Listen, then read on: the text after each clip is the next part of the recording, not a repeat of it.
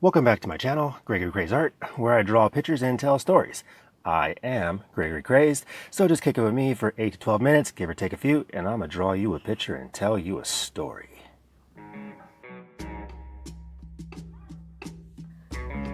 Okay, going back to Reality 111. The focus this time around will be on a peculiar character by the name of Blither Condor, a creature whose life story was considerably unfortunate. You see, Blither Condor was born during a giant razor tornado. A giant tornado of heavy air that spins so fast the very wind condenses and compresses. As this happens, the wind begins to take shape and sharpen in the form of a sickle blade. Millions of them, spinning, slicing, and mincing. These types of tornadoes do not appear often, only when the conditions are perfect. And on that late afternoon of Blither Condor's birth, those conditions were perfect. Only his life after the fact would not be. You see, his mother fell victim to the razor tornado's fury. As she was giving birth to Blither Condor with his father by her side, the tornado tore through the land, ripping the rooftops off their homes and destroying the lives that existed. Blither Condor's mother was just finishing the birthing experience when the tornado shredded their home and pulled her into the mayhem. His father tried to save her by grabbing her hand, desperately trying to pull her back, but her body began to dissipate. The winds relentlessly sliced her body from feet to torso, grinding her up as it pulled her into the void of disaster. Feeling her grip weaken as the winds kept feeding on her, she used the last of her strength to tear her son from her mutilated body and threw him to her husband. Catching Blither Condor in one hand, he could feel his wife's grip give out on the other, and he saw her head drop. It was then that he let her go and saw her disappear, swallowed up by the beast. Holding on to his son and bracing himself between a rock and a hard place, the razor tornado suddenly changed course, leaving them unscathed and their home in ruins. It was 2 years later when Blither Condor's father, forever grieving over the pain and loss of his love, his wife, constantly reminded of that tragic day whenever he even looked at Blither Condor, he gave up. He tried to love his son, but the hatred beating on his back, like a herd of stampeding, rampaging, mindless rhinoceros, it kept him in sorrow and in pain, in grief and resentment, till he couldn't bear it, and he ended up attacking Blither Condor, shaking him violently, throwing him up against a stone wall, breaking him, fracturing his small, frail body into 22 places.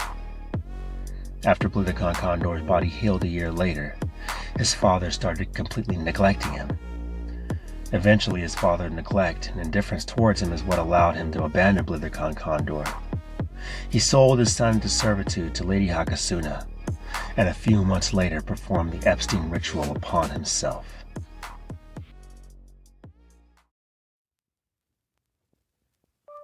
Many years after his father abandoned him to Lady Hakasuna, the owner of the log-stay brothel house, he felt major contempt for his owner and all 8,000 of her female subordinates. The beatings he received from them on a daily basis, along with the lack of proper nutrition, close to starvation, was meant to break him down physically and mentally. His body, constantly weighed down by the shackles that kept him from escaping his prison, also forged his body in order to carry the weight, but his mind and spirit were weak and shattered, and he would submit to their will totally and completely. For nearly 97 years he served them all, in ways that such a young child should never be involved with. Allowed to rest 1 day out of the 10-day work week since he was able to carry a cleaning cloth, forced to clean all areas, every single corner of Lady Hakasuna's mansion, all 8,030 by 40 square foot rooms of his masters, including all the common areas from top to bottom, inside and out without fail, scraping the blood, bile, vomit, piss, and excrement from the floors of some of the more fetishistic areas.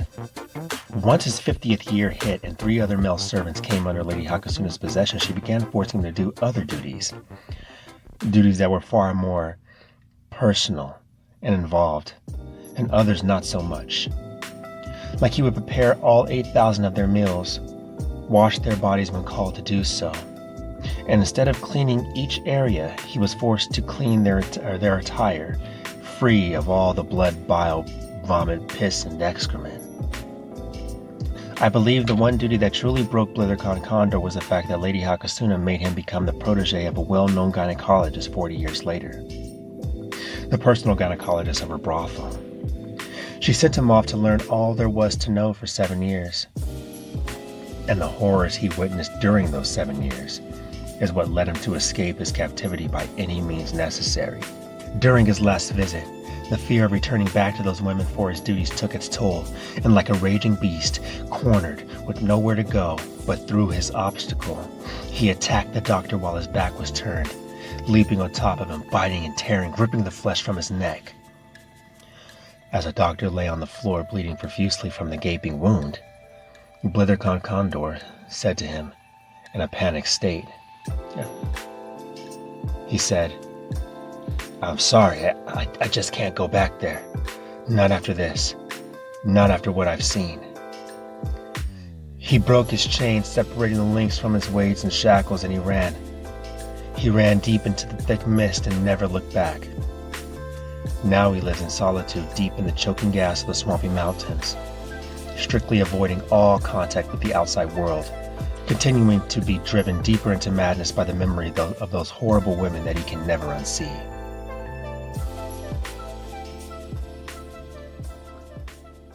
Well, hey, that's the video, you guys, and I really hope you enjoyed it. If not, don't trip. Just, come back and kick it with me again for the next one. Maybe you'll find something that you do like. Also, if you want to drop a comment and tell me what you think, then please feel free to do so. I'll definitely enjoy the read and responding to you.